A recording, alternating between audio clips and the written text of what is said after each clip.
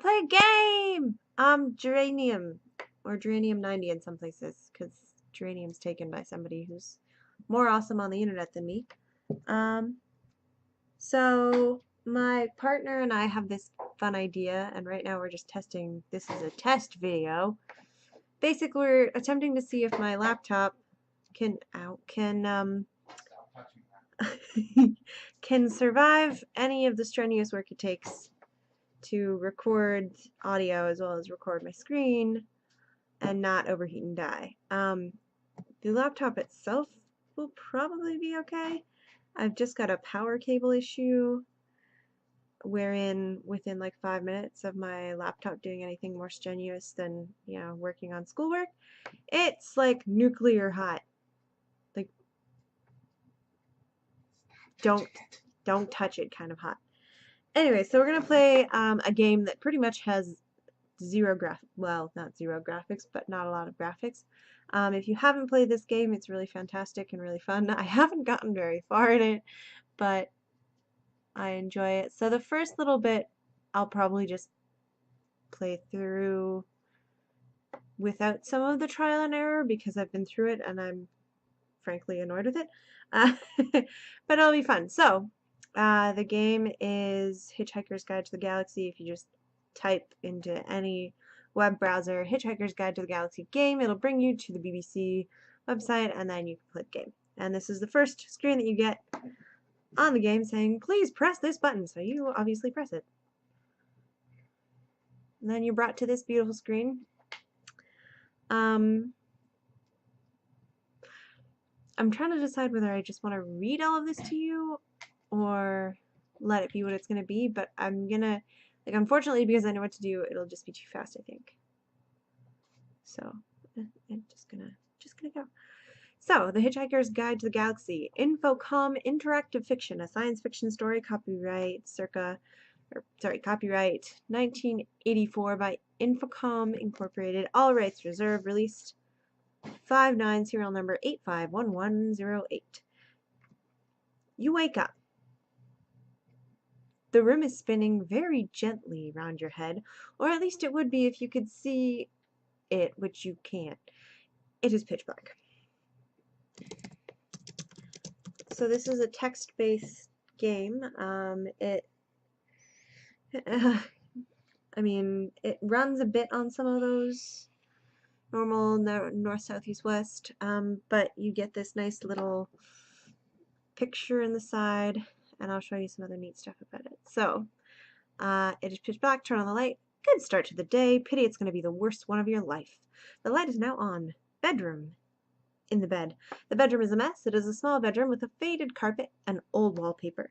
There is a wash basin, a chair with a tatty dressing gown slung over it, and a window with the curtains drawn. Near the exit leading south is a phone. There is a flathead screwdriver here, outside the bed. There's a toothbrush here, outside the bed. You're going to tell me to get up. Very difficult, but you manage it. The room is still spinning. It dips and it sways a little.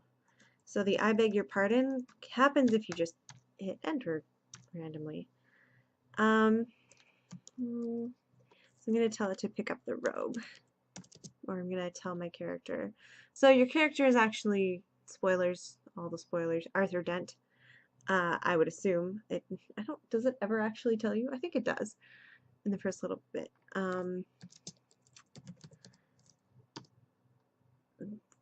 And Arthur Dent wakes up and has a rough series of days.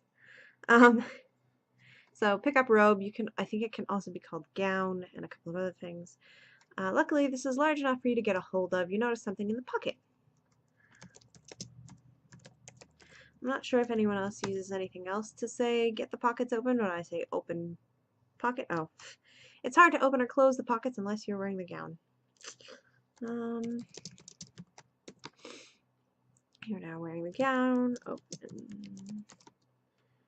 So opening your gown reveals a thing your aunt gave you, which you don't know what it is. A buffered analgesic and pocket fluff. So take... Oops.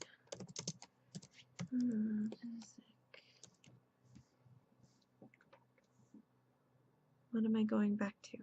Boyfriend's telling me to do things. Ugh. Oh, he's telling me that if you click on things on the side, it'll just, so yeah, where he just clicked, if you click on things, it'll tell you, like it'll autofill it, but I don't know. Those are the noises it makes. So you swallow the tablet. After a few seconds, the room begins to calm down and behave in an orderly manner. Your terrible headache goes away. So, you can also use these up, down, wait, open pocket. Oh, so it'll let you like go through some of the old things. I don't know what these arrows do. Not sure if clicking any of this is, oh, go in, go east, go west. So I think because I expected it to be a fully text-based game, I never thought of this as being an interactive thing, but it totally is. Go south, pocket fluff. I wonder if you can eat it. It's probably not a safe choice. Thing, that's the thing your aunt gave you. This is stuff. Okay, so I'm standing up in my room. It's dark. I know what to do from here, or at least I have a pretty good idea of what to do from here, so I might just do a couple of things and then just go. So,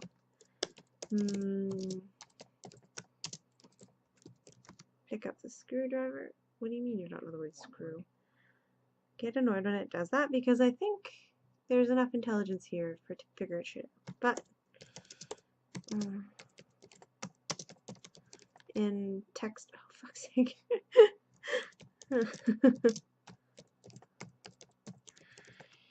Yeah. Screwdriver? Apparently I can't spell screwdriver either. Ah. Oh yeah, that's true. E.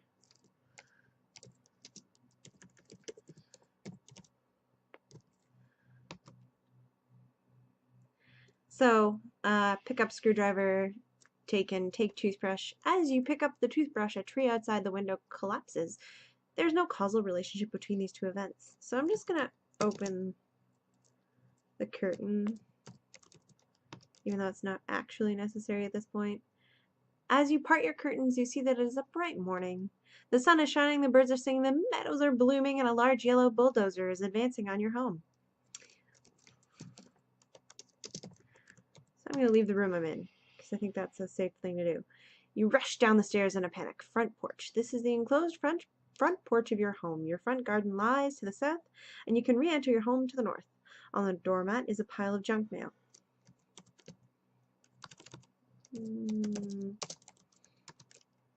You gather up the pile of mail.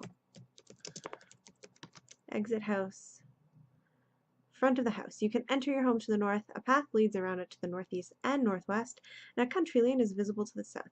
All that lies between your home and the huge yellow bulldozer bearing down on it is a few yards of mud. Mr. Prosser from the local council is standing on the other side of the bulldozer. He seems to be wearing a digital watch. He looks startled to see you emerge and yells at you to get out of the way. The bulldozer rumbles slowly towards your home. Apparently you can ask him what time it is. Can you? Is there any reason to do that? No. You don't actually have to write this, but I'm writing lie down in front of dozer. You could just write lie down. You lie down in the path of the advancing bulldozer. Prosser yells at you to, for Christ's sake, move. That's not the best grammar. Stay. Time passes. The bulldozer thunders towards you. The ground is shaking beneath you as you lie in the mud. Stay.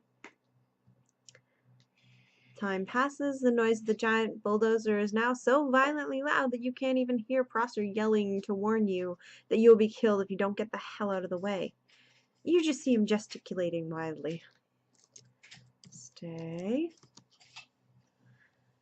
So this process was much more like I died a number of times before figuring out that I had to lie in front of the bulldozer. Time passes. With a terrible grinding of gears, the bulldozer comes to an abrupt halt just in front of you. It shakes, shudders, and emits noxious substances all over your rose bed. Prosser is incoherent with rage. Moments later, your friend Ford Prefect arrives. Is it Ford Prefect? Perfect. But it's not spelled that way. Oh, okay. Like perfect, at least in Canadian spelling, is P-E-R-F-E-C-T. And this is prefect, P-R-E-F-E-C-T. Okay. So it's Ford Prefect. Arrives.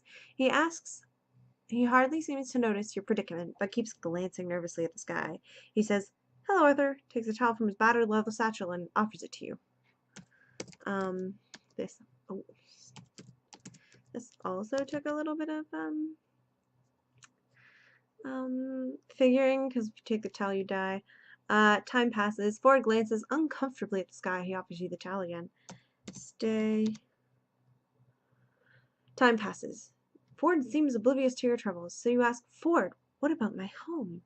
He looks startled, then guilty. He starts to say something and stops. He starts to say something else and stops. Suddenly he seems to see the bulldozer for the first time. Stops starting to say things and starts. He seems to come to a momentous decision, saying he has something of earth-shattering importance to tell you, and stresses the importance of a quick drink at the horse and groom. Pointing towards Prosser, you exclaim, "But that man wants to knock my house down!" Ford goes off for a quiet word with Prosser. From where you're lying, you cannot hear what's happening, although they seem deeply engrossed in conversation. Again, you have some options. You can stand up and you can go listen to them. You can just try and listen from where you are. Or you can stay exactly where you are. Time passes. Ford and Prosser stop talking and approach you. Ford said that Prosser has agreed to lie in your place. Two of you can go off to the pub.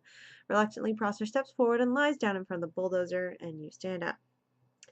So you can go back into your house if you want at this point. You can do a couple of other things. I don't know exactly what happens if you go back into your house. My assumption is that things don't go well, so south was the way to the country lane. So, country lane, the road runs from your home to the north towards the village pub to the west. So I'm going to go west to the pub.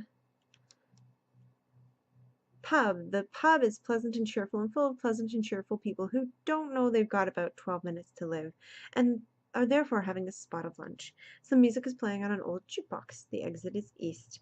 There is a barman serving at the bar. Behind the bar is a shelf that's full of the sort of items you find on shelves behind bars and pubs. There's something about a cheese sandwich. I have yet to actually do that. So I'm gonna just order beer. I said order beer. However much you clear your throat, waving your forefinger or wiggle your eyebrows, the barman pays no attention, but carries on wiping another part of the bar. Ford hurries after you. So, as you can see, some of the storyline is a bit time or move based sensitive. If I'd waited for Ford in a way, he would have been yelling at me to hurry the fuck up, basically. Yeah. Just gonna start. Drink. Lots of beer. You'd better buy some first. Ford buys lots of beers and offers half to you. Muscle reluctant, he says. Relaxant, he says impenetrably. Right. So that noise generally means you're doing something right. Drink lots of beer. It's very good beer, brewed by a small local company. You particularly like its flavor, which is why you woke up feeling so wretched this morning.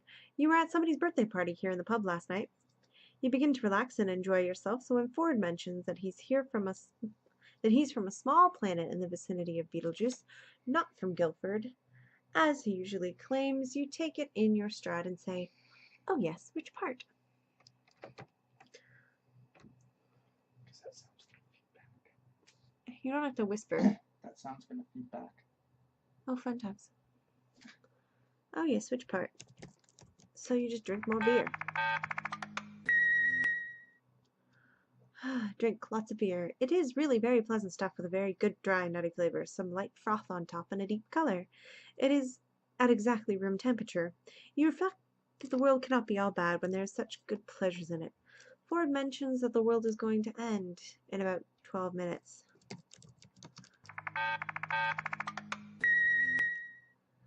So drink lots of beer. There's a distant crash, which Ford explains is nothing to worry about, probably just your house being knocked down. You have some choices here. Again, you can do a couple of things, but I'm going to do this not for any particular reason other than I typically forget to do it. And I believe it was east to get out of here, yes. Country lane, you see the huge bulldozer heaving itself among a cloud of bricks and dust, which is all that remain of your home. As you start up the lane, a small dog runs up to you, yapping. Ford hurries after you. North to my house? Yeah. You reach the side of what was your home. It is now a pile of rubble. Mr. Prosser looks sheepishly triumphant, a trick few people can do, as it requires a lot of technically complex deltoid muscle work. Yeah. Front of the house. Mr. Prosser from the local council is standing on the other side of the bulldozer. He seems to be wearing a digital watch. Ford hurries after you. I don't really know if there's anything that you can achieve in this little portion. I like to do this. You muck up all his... I hit Prosser. You muck up all his fancy facial work. This is the last moment of satisfaction you will experience for some time. I think the feedback message is just about right. I think I'll smack something else later. And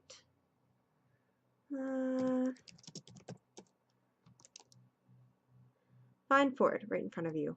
With a noise like a cross between Led Zeppelin's farewell concert and the eruption of Krakatoa, a huge fleet of Vogon constructor ships flies overhead and announces that the Earth will be demolished to make way for a new hyperspace bypass in 2 of your Earth minutes. In all the turmoil, you drop the thing your aunt gave you, which you don't know what it is, and it rolls away. At least it's the least of your worries. Anyways, you've been trying to get rid of it for years. Find Ford again. Right in front of you, the vast yellow ships thunder across the sky, spreading waves of terror and panic in their wake. The voice of the Vogon captain slams across the country, insisting that the planning charts and demolition orders have been available at the local planning office in Alpha Centauri for 50 years, and it's too late to start making a fuss about it now. Throughout the noise, Ford is shouting at you. He removes a small black device from his satchel, but accidentally drops it at your feet. So I'm going to pick up the device.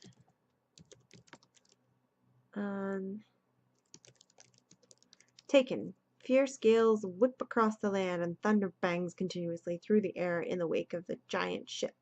Ford fights to reach you, but the wind is too fierce. Further announcements from the Vogon captain make it clear that demolition will begin in just a few seconds. Through the blinding rain, you will see lights flickering on the small device. So I've done this, so I did know what to do. But I'm bringing this up because this gives you this nice screen, sometimes depending on what you're looking at. So I'm just yawning and stretching. It's so nice. Inspect device, the electronic Eartha? My brain thinks Eartha, but it's Subatha. Subatha? Signaling device is shaped like a small fist with an extended thumb. Various lights along its knuckles are currently blinking wildly, indicating a spaceship in the vicinity. It has 2 small buttons, a red one labeled Call Engineer and a green one labeled Hitchhike. It bears a small label in which reads, Another fine product in the Sirius Cybernetics Corporation. I'm quite tired. Affixed to the thumb is a lifetime guarantee.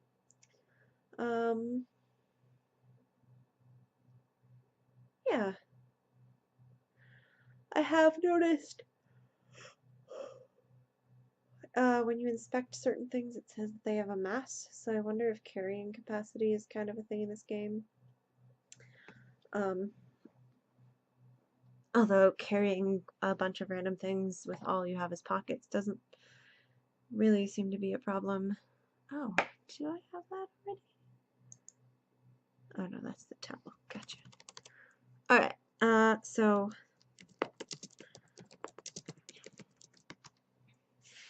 oh, push. Don't know the word push. Push green button. The electronic signaling device is. Oh, I already read that. Lights whirl sickeningly around your head. The ground arches away beneath your feet, and every atom of you is being scrambled as you experience an experience you're probably going to have to get used to. You are in dark. I'll admit this took me a while, and I got quite frustrated with it. It is a riddle, so if you're hoping to like play this on your own and really enjoy it for what it is, I do like strongly just in general, and maybe I should have suggested at the beginning, if you haven't already been playing with this, and if you don't, wait, if you basically, if you don't want spoilers, you shouldn't be watching this because this is me basically playing through the parts of the game that I've gotten to so far, and then once I get to something that's stumping me is pretty much when this video is gonna end today because it's more of a test than anything, but it is what it is. So it's dark. I'm gonna do, you know, what any human being would do when they have just experienced the most terrifying thing of their life, and I'm gonna scream. You yell as loudly as you can, but no sound emerges. Well, that didn't feel great. Stand up, maybe. There's nothing you can taste, nothing you can see, nothing you can hear, nothing you can feel, nothing you can smell. You do not even know who you are. So the first time, this one really messed me up the first time because there's a couple of rounds of this, if that makes sense. I keep on trying to tell it to cry, as you can see just there. But it does not know the word cry. You yell as loudly as you can, but no sound emerges. Run. You can't hear anything, see anything, smell anything, feel anything, or taste anything, and do not even know where you are, who you are, or how you got there. Jump. I'm just sort of like playing through.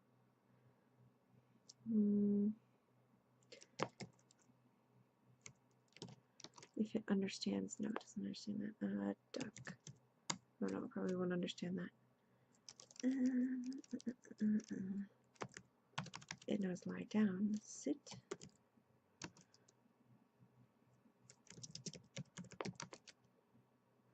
So told it to sit on the floor. So you can hear nothing, taste nothing, see nothing, feel nothing, and are not even certain who you are. Like I said, if you don't want the spoilers, you shouldn't be watching this. But there's a sense missing suddenly, and I wonder what it is. But yeah, hear, taste, see, feel. You're missing a smell. So, and there's a few spots in the game, as far as I know, I haven't gotten very far, that are like this, that are very much like you have to really read that text in order to figure out what's going on. So, smell. Darkness. It does smell a bit. There's something pungent being waved under your nose. Your head begins to clear. You can make out a shadow moving in the dark. I guess I could just touch the shadow. But anyways, go to shadow. That's how I played it. It's here! Touch shadow. Oh. Ooh, ooh. So the shadow turns out to be a solid object of a Ford prefect-like nature. Vogue hold. This is a squalid room filled with grubby mattresses, unwashed cups, and unidentifiable bits of smelly alien underwear. A door lies to port and an airlock lies to starboard. Along one wall is a tall dispensing machine. In the corner, in a glass case with a switch and a keyboard. It looks like the glass case contains an atomic vector plotter. Wonder if you can get that. Mm-hmm. You can? Mm-hmm. Oh. Oh, Market, my boyfriend thing, has just brought up a. Is this a playthrough? Mm-hmm. Is this so that I can do the bit Mm-hmm. that's just now? Mm-hmm. because we've decided, so watching a video, what was that video from? Who was that video yesterday that you were watching? Hmm.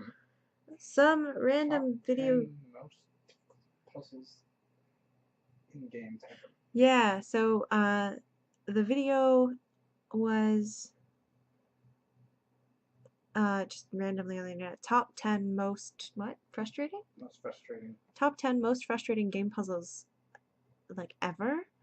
And I know that there's like loads and loads of top 10 frustrating videos, but it actually said that the next steps of this game, in terms of acquiring a really important object, is one of the most impossible playthroughs of the game, and you can find uh, online playthroughs of that. So um, I haven't done it yet. I think it would be fun to do it, try and do it from memory. Um, so Did you already eat I the haven't peas? read this quite yet. I only got to the atomic vector plotter. So I'm going to finish reading this bit, and then I'm going to try and play through it without actually looking, because I think that's more fun in general when you're playing games, is to play through without looking, and then if you get really stuck and you're frustrated and ticked off, really frustrated and ticked off, then I have no qualms. But Ford removes the bottle of Santagrinian mineral. I can't. Santagrinian mineral water, which he's been waving under your nose. He tells you that you are aboard a Vogon spaceship and gives you some peanuts. So, I mean, I guess I'll use that. Eat the peanuts. You feel stronger as the peanuts replace some of the protein you lost in the matter transference beam. And then I don't know if there is something specific that triggered. I guess it doesn't really matter. 5 rounds before you're taken off the. Oh, so oh my gosh, I'm gonna say your name so many times. You're just gonna have to like bleep it out. We'll just record you saying 0 in multiple different phrases, and then I'll paste it over. Can you do that without it being a pain in the ass? No. No. It'll be a pain in the ass. Well then don't. So, what's my name? Cyril. There you go. My Cyril. Feels so gross. I like that. You should There's find actually a last name too. Godric. Cyril Godric, which kind of is like Sidri. No, what's his name from Harry Potter? I don't remember. Isn't it Cyril Godric? No. It's very, very similar. Cedric Diggory. Yeah, Cedric. Cedric God. No. No, Cedric Diggory or something. Yeah. You know what I realized recently? I also haven't actually read all the books. Yeah, I'm pretty certain I haven't, because I was like listening to some things that were like fan theories about Voldemort's life, and I don't think I read the last few books. Like I don't remember Horcruxes really. Honestly, I've read them a couple times and I don't remember them. Oh. By the time you get to that stage in the books, you stop remembering. That's true. Anyhow, you feel stronger as the peanuts replace some of the proteins in your lost in the matter transference beam. So, this next stage is to acquire an item. So I think, oh shit, push,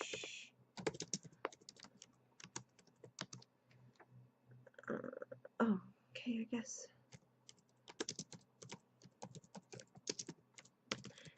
It's basically a whole lot of not quite, like, it doesn't give you all of the information that you need at all. So, you don't get a lot of things in advance. So again, I'm just gonna kind of do from memory like what I need to do here, but I'll do this first. So push dispenser button. A single babblefish shoots out of the slot. It sails across the room and through a small hole in the wall just under a metal hook. So I'm, pardon me, gonna do a couple of steps. Mm-mm.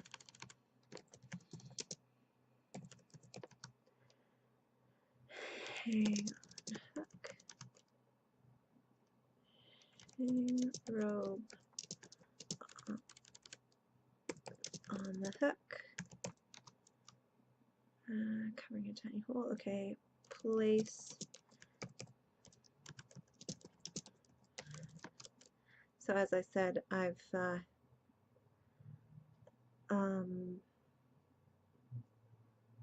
like we wound up watching a video last night that said it was like the most frustrating thing, and then we watched another thing. Yeah, so place towel and drain. Towel completely covers the drain. Ford yawns. Matter transference always tires me out. I'm going to take a nap. He places something on top of his satchel. If you have any questions, here's the Hitchhiker's Guide to the Galaxy. Footnote 14. Ford lowers his voice to whisper, I'm not supposed to tell you this, but you'll never be able to finish the game without consulting the guide about lots of stuff. So, like, breaks the fourth wall, fifth wall, whichever wall breaks a wall. And it curls up in a corner and begins snoring. You pick up the Hitchhiker's Guide. I tried to make the guide do things earlier. I still have yet to figure out exactly. Oh, wait, you press guide and you say, so you can say, ask the Hitchhiker's Guide about photons. And it gives you blurts of information, which is cool and useful in a lot of scenarios. But knowing that this is a this can also be a turn-sensitive game. So often the number of turns that you're taking to try and do things affects whether or not you can get them done. So, oh, how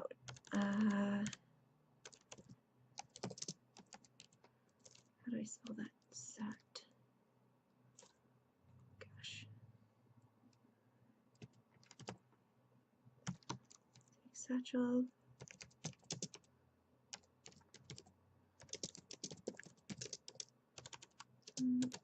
Of panel. Put mail on top of. So typically this would be a whole lot, again, a whole lot of trial and error. So take satchel, take and place satchel in front of a panel. Okay, the satchel is lying outside in front of a tiny robot panel.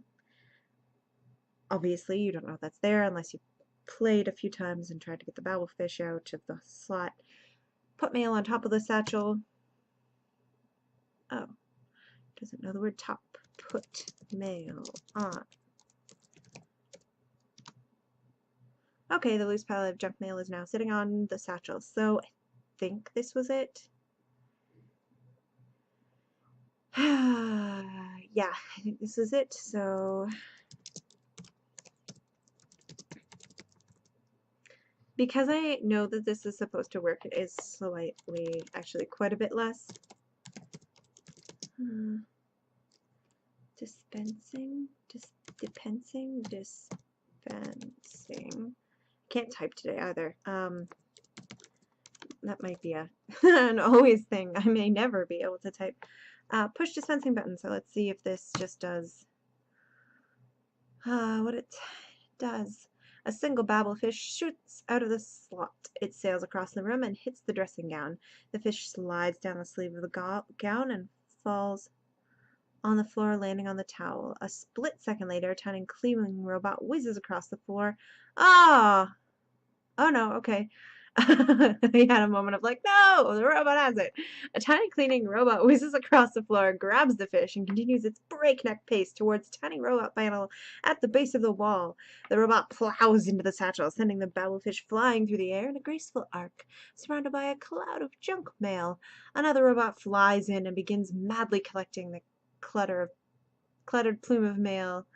The babblefish continues its flight, landing with a loud swish in your ear. That's so satisfying.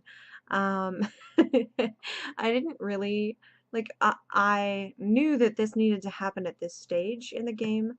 I hadn't really started to play through it, but I had gotten frustrated because I knew, having read the books and having watched the movie, that this particular thing, the babblefish, actually is a big deal. If you haven't read the books or watched the movie, actually, maybe we can just Hitchhiker's Guide. Babblefish? Does that work? Heh, I didn't make a sentence. Ask.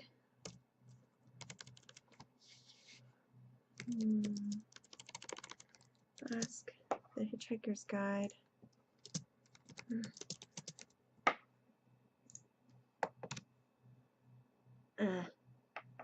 See, and this is like where I feel like I would want to maybe, this game in particular, I would need to play through some more before I really, like, seriously was recording to share with anybody in a way, because there's a lot of stuff like what just happened. The Hitchhiker's Guide to Babelfish, so it's trial and error. The sentence isn't one that I recognize. Great, so let's figure something else out. Ask the Hitchhiker's Guide, what is a Babelfish? You use, oh, I wonder, use the word what in a way that I don't understand. Inspect this thing. Hey. Ah. You see nothing special about the Babelfish. It is, of course, well known that careless talk costs lives, but the full scale of that problem is not always appreciated. I love this. I've seen this a couple of times just through my stuff, and it's like almost directly from the book. For instance, at the exact moment you said, put mail on top of satchel, a freak wormhole opened in the fabric of the space-time continuum and carried your words far, far back in time across almost infinite reaches of space to a distant galaxy where strange and warlike beings were poised on the brink of a frightful interstellar battle.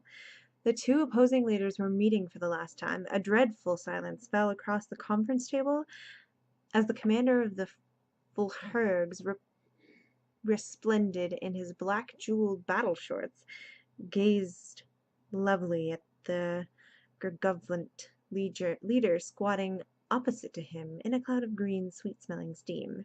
As a million steel and horribly beweaponed star cruisers poised to unleash electric death at his single word of command, the Volherg challenged his vile enemy to take back what he had said about his mother. The creature stirred in its sticky, broiling vapor, and at the very moment the words "put mail on top of satchel," drifted across the conference table. Unfortunately, in the Volherg tongue, this was the most dreadful insult imaginable, and there was nothing for it but to wage a terrible war for centuries. Eventually, the error was detected, but over 250,000 worlds, their people and cultures, perished in the Holocaust. You have destroyed most of a small galaxy. Please pick your words with greater care. That's lovely. I mean, I don't remember the words that came out of Dan's mouth, but it was something really flippant and offhand. So it's great that this happens in this game. So the Babelfish. I think Babel because it reminds me of the Tower of Babel, or Babel because it reminds me of the Tower of Babel. I have literally heard it pronounced both ways my whole life, but still associated with the same thing. Babel makes more sense in literary senses in some ways because Babel is like nonsense speech. But Babel or Babel, depending on who you are, also totally makes sense in my mind because of the biblical story of the Tower of Babel, where language was split according to I don't know how many religions follow that bit, but anyways, according to a lot of religions, the Tower of Babel was a thing where essentially God made language be split and we didn't understand each other anymore and yada yada. Anyways, eyes, fin, tail, body, fin, gills, mouth. I don't know if I want to make the Hitchhiker's Guide tell you. Ask me about Babelfish. Ah, there we go. The guide checks thoroughly in its subway. So this is how you make the guide do things. Ask guide about babelfish. The guide checks through its sub or the net database and eventually comes up with the following entry. A mind-boggling improbable creature, a babelfish, when placed in one's ears, allows one to understand any language. I don't know if it's outlined in the book exactly the same way, but I believe it is. But the movie does it fairly well. It's a small fish that feeds on brain waves and excretes sound waves, so therefore is actively translating for anyone who is to stick one in their ear. It reminds me of a whole lot of other, not pop culture, but just other things that feed on brain waves and things like that. But if anyone read, this dates me quite a bit, but the Animorphs series as a kid, the entirety of that series is kind of based around this species called the Yerks, or the Yerks, I've heard it pronounced, or the Yerks, I don't know. Now I can't even pronounce it myself. Yerks, that are slug-like, or creatures that crawl into your ear and wrap around your brain and take over all of your functions, bodily functions as well as your brain functions, and they essentially are able to infest entire alien species that way, and that's their form of becoming one of the most powerful beings on the earth. And the Animorphs are kind of a group of misfit teenagers that are bestowed magical powers, magical transforming powers. Basically, if they touch any animal or anyone, I guess they're able to physically transform into that creature or animal for a time limit. I think it's an hour or something. And then they fight the invasion of the human race, the silent invasion of the human race. Very interesting concept. In some ways, I would like to read them again as an adult, but I'm just going to say the word university and maybe leave it there. As a student, I have managed to read half a book of a book for fun since I started school. Although I'm in the process of reading another book called The Secret Life of Bees, which I picked up ages ago, and am now just beginning to kind of read through. And I think the only reason I'm starting to read through that is because it's sitting on the back of my toilet. I'm thinking this, with a bit of toilet talk, maybe as good a place as any to sort of end this off. I'm going to keep mucking about. Maybe I will do this. Let's see. I don't know. I feel like I need to end here, because if I don't end here, we'll be playing all night until I die, which maybe that's a good idea. Long pause, long pause. Maybe I'll pause, come back quickly, and then I'm going to do that. I'm going to pause, come back quickly, pause, come back, and then keep going here. Just for a little bit is what I tell myself, but it's already, oof. Not that it's super late, I'm just, it's a Thursday evening. Maybe I should have said the date. Thursday, October 26th, 2017. I've got, if I want to do a good job on them, more than 3 days worth of, well, like, no, don't procrastinate. More than 3 days worth of assignments to do that are all due on Monday. Of course, there's nothing. Why does anything work out nicely?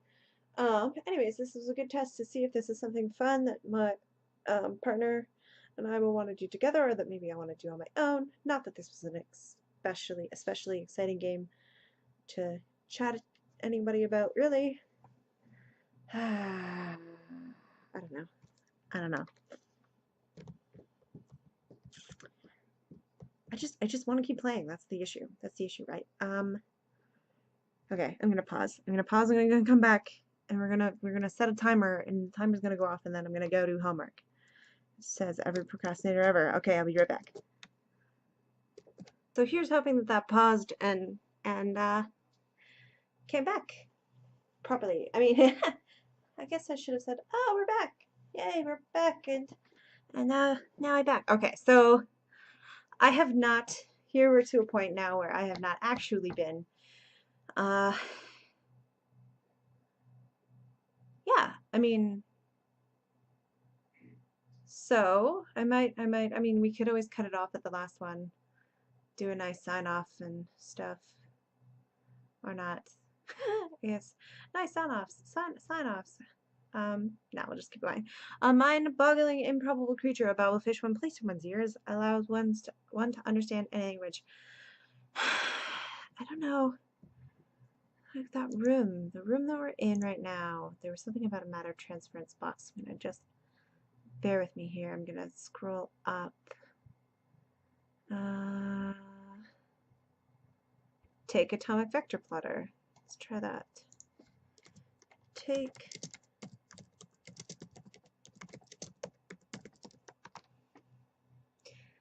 But the so I said take atomic vector plotter, but the glass case is closed.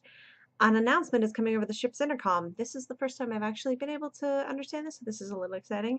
This is the captain. My instruments show that we picked up a couple of hitchhikers. I hate freeloaders. And when my guards find you, I'll have you thrown into space. On second thought, maybe I'll read you some of my poetry first. Repeating. So it's just going to keep going over and over until they find us? I assume there's probably more stuff you could do in this chunk of time. I'm gonna put my clothes back on. I think that's a good idea. Grab robe. Taken. Yeah, okay. Put on robe. You're now wearing your gown. Pick up satchel. Can't spell this word. Taken. Guards burst in and grab you and Ford, who comes slowly awake. They drag you down the corridor to a large cabin where they strap you into a large, menacing chairs. Captain's quarters. Oh, my towel is on the floor still. Oh no! Oh no! That's actually a huge problem. I've made it past this point, but I think, like, I don't remember how to get out of there. Oh my gosh. Okay. A large cabin where they strap you into large menacing chairs. Captain's quarters in the poetry appreciation chairs. So if you had asked the guide earlier about Vogons, it basically says that Vogon poetry is the most atrocious thing on the planet, in the universe. Sorry, not just on the planet, which is great. The captain is indescribably hideous, indescribably blubbery, and indescribably mid to dark green. He is holding samples of his favorite poetry, but basically listening to Vogon poetry is a form of torture, and it eviscerates organs and things like that, according to the book. I'm just looking at the captain's quarters, which have a picture saying "Mum" with little pin arrows in it up in this corner here. The thing saying "Mum," and the hyperspace bypass through Earth plans. How terrible! And a babblefish. Some garbage junk on the floor. Interesting. He's holding samples of his favorite poetry. I don't know what to do in this scenario, so escape? Ha! Oh my gosh. So this wasn't a very much longer of a thing. Escape. You're so keen on escape that you literally leap through the fabric of the space-time continuum. You wake up in a shack on 10th century Earth. A dressing gown, a toothbrush, and a flathead axe lie by your bed. Before you have a chance to move, Mongol hordes sweep magnificently across the plains of Central Asia. They knock down your shack and burn the remains with you inside. You lose interest in the rest of the game. You have died. There are so many wonderful ways to die. Frustrating at times, but wonderful. I wonder if the towel was a key component. I don't think it was. I think that's the first time I've tried to tell it to escape. Yeah, anyways, we are about to give you your score. Put on your peril-sensitive sunglasses now. Hit return or enter when ready. Your score is 45 out of possible 461 turns. Would you like to start over, restore, or save position, or end this session of the game? Type restart, restore, or quit. So, that was fun. I'm going to probably passively play this game off and on. I feel like it's going to be hard to actually get through all of it. I have not yet made oh, yeah, so I haven't made a BBC ID yet. I would like to, just to be able to save this game. Just because, like, there are some points, like the first chunk of the game, I'm sure I could save and not be sad that it restarts me, I don't know, somewhere. And so, like, I feel like if I'm saving occasionally, like once I'm pretty certain that that's how I want the course to go.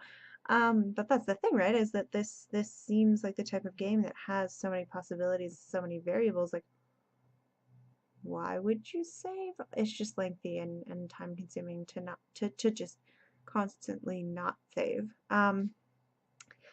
So yeah, if you do the BBC ID thing, you can save and restore your games, which is cool and makes it a little less frustrating to die repeatedly, trying to do the same thing. So I think I'm gonna sign off there because, like, I truly do have to get some work done. So yeah, I'm sure this is where people of the internet make themselves a cute little thing and stuff. Oh, I know why this feels awkward. It's because people say usually like my videos, subscribe, but like